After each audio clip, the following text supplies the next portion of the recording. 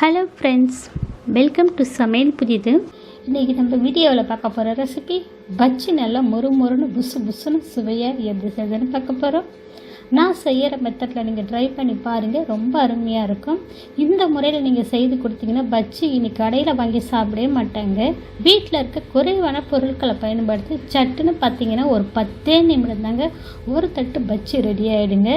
கண்டிப்பாக ஃப்ரெண்ட்ஸ், நான் செய்கிற முறையில் நீங்களும் பஜ்ஜி ரெசிபியை செய்து பாருங்கள், ரொம்ப அட்டகாசமாக வருங்க. செஞ்சு பார்த்துட்டு உங்களுடைய கருத்துக்களை ஷேர் பண்ணுங்கள். இந்த வீடியோ உங்களுக்கு பிடித்திருந்தால் லைக் பண்ணுங்கள், ஷேர் பண்ணுங்கள். நம்ம சேனலை இப்போ தான் முதல் முறையாக பார்க்குறீங்கன்னா சப்ஸ்கிரைப் செய்து கொள்ளுங்கள். கூடவே பெல் ஐக்கானையும் கிளிக் பண்ணி வச்சுக்கோங்க. இந்த வீடியோவை ஸ்கிப் பண்ண பாருங்கள். இப்போ வாங்க இந்த மொறு புசு பஜ்ஜி எப்படி செய்யணும். பஜ்ஜி செய்கிறதுக்கு ஒரு பாத்திரத்தில் இது போல் ஒரு ஜன்னி வச்சுருக்கேன். மாவு ஜலிச்சுட்டு எடுத்துக்கோங்க. 1 கப் அளவுக்கு கடலை மாவு சேர்த்துருக்கேன். 1/4 கப் அளவுக்கு பச்சரிசி மாவு சேர்த்துருக்கேன். 1/2 டீஸ்பூன் தனி மிளகாத்தூள் சேர்த்துருக்கேன் காரத்துக்கு. 1/2 டீஸ்பூன் அளவுக்கு காஷ்மீர் மிளகாத்தூள். இது கலருக்காக சேர்க்குறேன், காரம் அதிகம் இருக்காதுங்க. இது கூடவே ஒரு 1/4 டீஸ்பூன் அளவுக்கு பெருங்காயத்தூள், சிட்டிக்கி அளவுக்கு ஆப்பத்து சோடா சேர்த்துக்குங்க.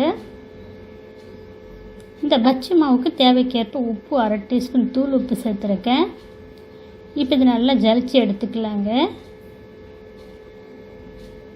இப்போ மாவு நல்லா ஜலிச்சு எடுத்தாச்சு. கொஞ்சம் கொஞ்சமாக தண்ணி விட்டு மாவை நல்லா பஜ்ஜி மாவு எந்த மாதிரி பதத்துக்கு மிக்ஸ் பண்ணுவோமோ அதே மாதிரி பதத்துக்கு மிக்ஸ் பண்ணிக்கலாங்க. இப்போ இந்த மாதிரி கெட்டியான பதத்துக்கு, ரொம்ப கெட்டியாகவும் இருக்கக்கூடாது, தண்ணியாகவும் இருக்கக்கூடாது, இந்த மாதிரி பக்குவத்தில் இருக்கணுங்க. இப்போ நான் பஜ்ஜி போடுறதுக்கு உருளைக்கிழங்கு சீவி வச்சுருக்கேன். நீங்கள் வாழைக்காய் இல்லை முட்டை, வெங்காயம் இல்லை பார்த்திங்கன்னா கத்திரிக்காய், இதில் எந்த முறையில் வேணாலும் இந்த மாவில் பஜ்ஜி போடலாங்க, ரொம்ப அருமையாக இருக்குங்க.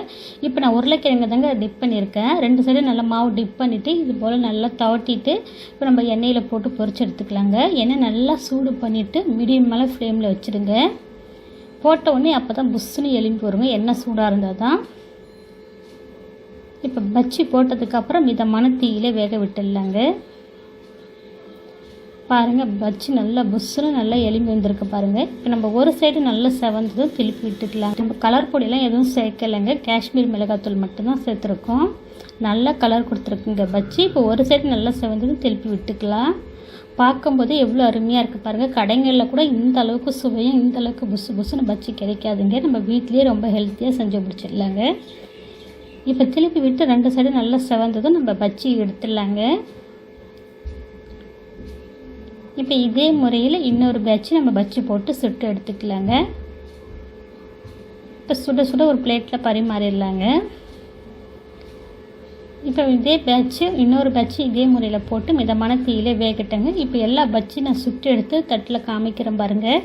கிட்டத்தட்ட பார்த்திங்கன்னா ஒரு 200 கிராம் அளவுக்கு தான் நம்ம மாவு சேர்த்துருப்போம். இந்த அளவுக்கு பஜ்ஜி கிடச்சிருக்குங்க. நம்ம கடைங்களில் வாங்கி சாப்பிட்ணுன்னா எவ்வளோ காசு ஆகும் தெரியுங்களா? நம்ம வீட்டிலே வெறும் பச்சரிசி மாவும் கடலை மாவும் இருந்தால் போதுங்க, சட்டுன்னு 10 நிமிடத்தில் செஞ்சு முடிச்சிடலாம். நமக்கு காசும் ரொம்ப மிச்சங்க. கடைகளில் வாங்காமல் வீட்டிலே செஞ்சு சாப்பிட்லாங்க. சுவையாகவும் இருக்கும், சுத்தமாகவும் இருக்கும், ரொம்ப ஹெல்த்தியாகவும் இருக்குங்க. கண்டிப்பாக ஃப்ரெண்ட்ஸ், இந்த பஜ்ஜிக்கு சைடிஷ் கூட வேண்டாங்க. நீங்கள் செஞ்சு கொடுத்தீங்கன்னா சுட உடனே காலியாகும். அப்படியே விருப்பப்பட்டீங்கன்னா ஒரு தேங்காய் சட்னி வச்சு சாப்பிடுங்க, இன்னும் சுவை அருமையாக இருக்குங்க. நீங்களும் இந்த வீடியோவை பார்த்துட்டு இதே முறையில் இந்த பஜ்ஜி ரெசிபியை ட்ரை பண்ணி பாருங்கள். செஞ்சு பார்த்துட்டு உங்களுக்கு கருத்துக்களை ஷேர் பண்ணுங்க. இந்த வீடியோ பிடித்திருந்தால் லைக் பண்ணுங்கள், ஷேர் பண்ணுங்கள், சப்ஸ்கிரைப் பண்ணுங்கள், கமெண்ட் பண்ணுங்கள். இந்த வீடியோவை முழுமையாக ஸ்கிப் பண்ண பார்த்ததுக்கு நன்றி. வணக்கம்.